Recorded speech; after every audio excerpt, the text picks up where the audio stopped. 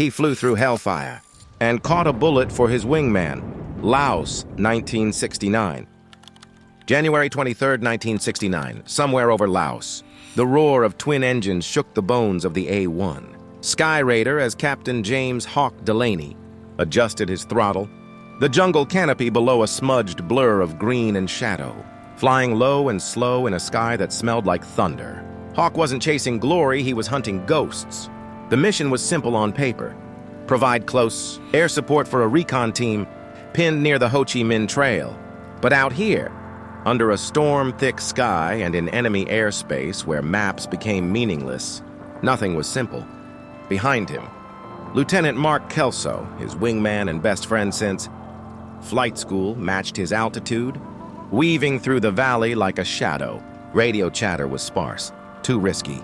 Every syllable might paint a target on their backs. Still, Hawk's instincts were humming. Something was wrong. The clouds clung too tightly to the mountains, the silence too perfect.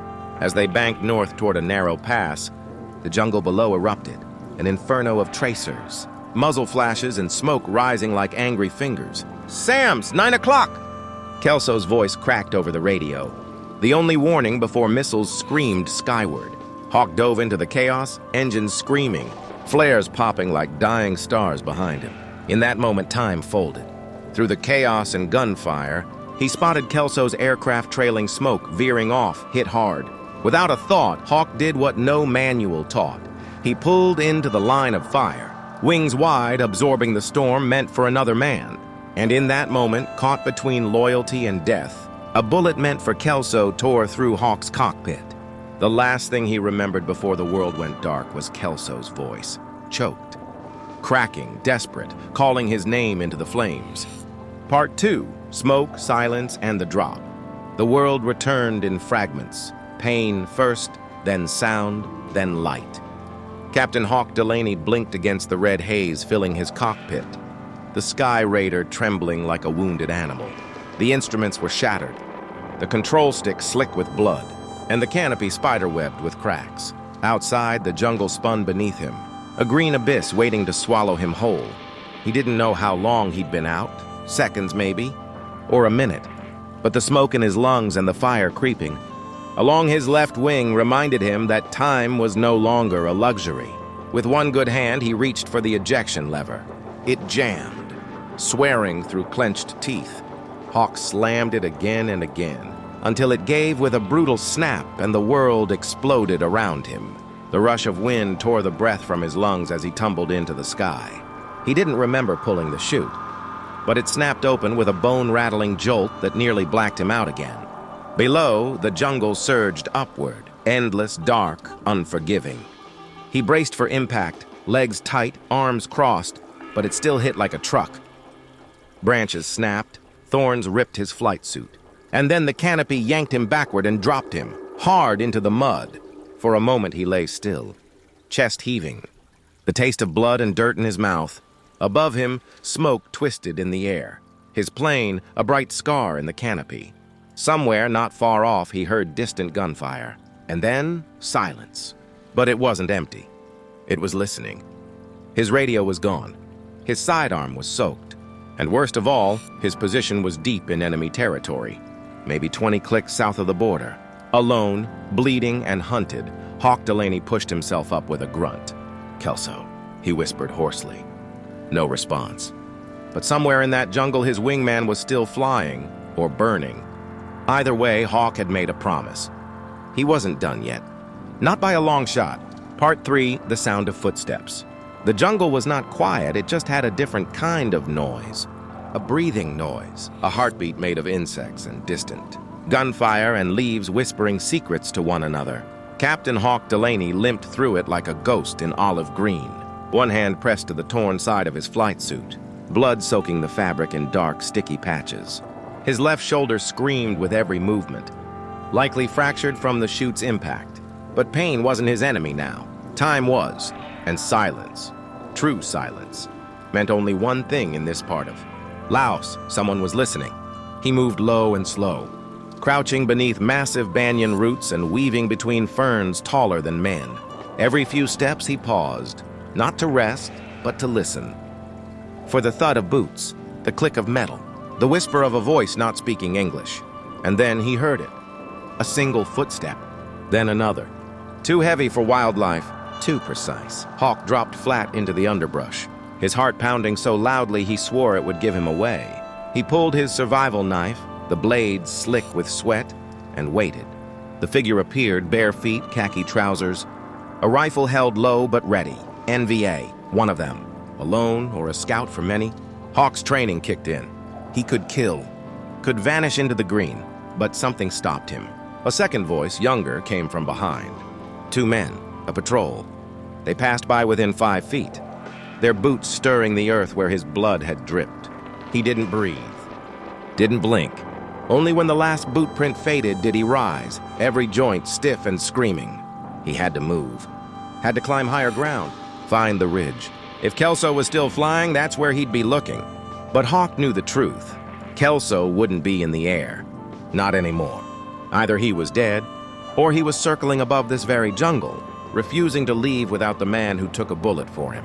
And that meant Hawk couldn't stop, couldn't rest. Because somewhere up there, a brother in the sky was waiting for a signal. And somewhere down here, the enemy had already begun to close in. Part 4, A Brother Overhead.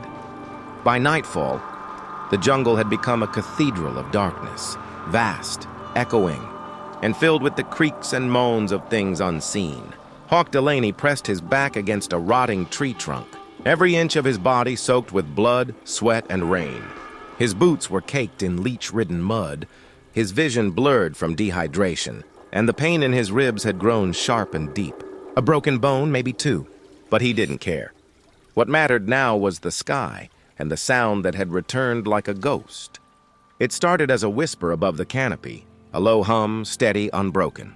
Then came the flash of red light, barely visible through the cracks in the trees. It was a Sky Raider. No, it was his Sky Raider. Hawk would have known the sound of that engine anywhere. And he knew who was flying it. Kelso. Somehow, against every order, against all odds, Mark Kelso had come back. Hawk stumbled to his knees, clawing through the brush for a clearing. He pulled the flare from his vest with trembling hands. One left, one chance. He snapped the cap and lit it, the red glow searing through the night as he raised it high into the jungle air. Seconds later, the Sky Raider banked sharply. It saw him. It had to. And then, gunfire. Bright orange tracers ripped through the canopy from the ridgeline to the west. The NVA were closing fast. Hawk dropped the flare and crawled for cover, bullets slicing leaves and branches above his head. From the sky came the roar of engines, and then the deep, bone-shaking thud of a strafing run. Kelso was fighting back, diving through enemy fire, flying low and lethal to protect one man on the ground. Through the chaos, Hawk saw a figure emerge in the tree line, an enemy soldier, rifle raised. There was no time to think, no time to duck, but the bullet never came. Instead, a thunderous burst tore through the jungle as the Sky Raider's guns erupted. The NVA soldier dropped without a sound, and above, circling like an angel of vengeance, Kelso's plane dipped its wings once, signaling what Hawk had known all along. No man gets left behind, and not tonight, not on his watch. Part 5, No Man Left Behind. The medevac bird came at first light, a UH-1 Huey, blades whipping the mist into swirls above the treetops, its outline glowing gold in the morning haze. Captain Hawk Delaney lay in a shallow depression marked with smoke grenades Kelso had dropped earlier, his face pale, his lips cracked, but his eyes still fierce with fire. He had survived a crash, a bullet, the jungle, and a night that seemed endless. But he didn't remember calling for the chopper. That was Kelso. He had circled for hours, burned more fuel than protocol allowed, risked court-martial and worse. But he had stayed. Hawk had saved his life once, and Kelso wasn't going home unless Hawk did too. As the Huey touched down, boots pounded earth and arms wrapped under Hawk's shoulders. A medic yelled something, but Hawk didn't hear it. All he heard was the voice he'd feared he'd never hear again. "You stubborn son of a bitch," Kelso muttered, crouching beside him. "You really had to go and catch the bullet meant for me, didn't you?" Hawk tried to laugh, but it came out as a cough. "You owe me a steak," he rasped. "You'll get two." They loaded him into the chopper, and as it lifted, Hawk saw it, the wreckage of his Sky Raider. tangled in trees, already half consumed by the jungle. A grave he had escaped. A ghost he would never stop carrying. Back at base, there were questions, reports, debriefs, but none of that mattered. The only thing that mattered was what Kelso did next. He walked into the commander's office, saluted, and said, "If you're going to write him up for breaking formation, put my name on the same report." He didn't disobey orders, he fulfilled the code. He flew through hell, for me. No one punished them. In fact, 3 weeks later, both men stood on a tarmac beneath an American flag. One walked with a cane, the other with a smile that didn't quite hide the scars.